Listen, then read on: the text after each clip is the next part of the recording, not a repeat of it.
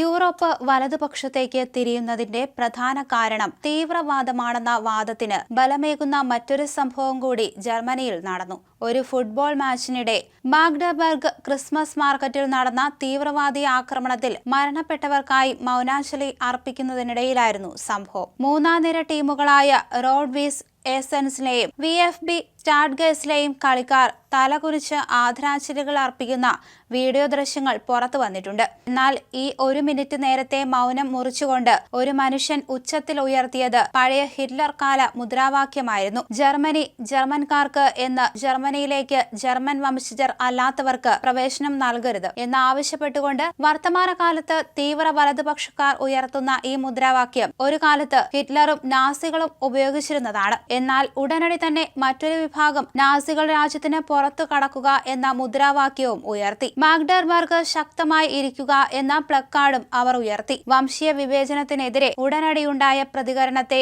Road-Weiss എസൻസൻ വക്താവ് പുകഴ്ത്തുകയും ചെയ്തു. കാണികളുടെയും ആരാധകരുടെയും വംശീയ വിവേചനത്തിനെതിരെയുള്ള പ്രതികരണം മനസ്സിനെ സ്പർശിച്ചതായും വക്താവ് അറിയിച്ചു. നാസി അനുകൂല മുദ്രാവാക്യം മുഴക്കിയ 57-കാരനായ ജർമ്മൻ പൗരനെ പോലീസ് പിന്നീട് സ്റ്റേഡിയത്തിന് പുറത്തേക്ക് കൊണ്ടുപോയി. വെറുപ്പും വിദ്വേഷവും പടർത്താൻ ശ്രമിച്ചു എന്ന കുറ്റം ഇയാളിൽ ചാർത്തിയിട്ടുണ്ടെന്ന് പ്രാദേശിക മാധ്യമങ്ങൾ റിപ്പോർട്ട് ചെയ്യുന്നു.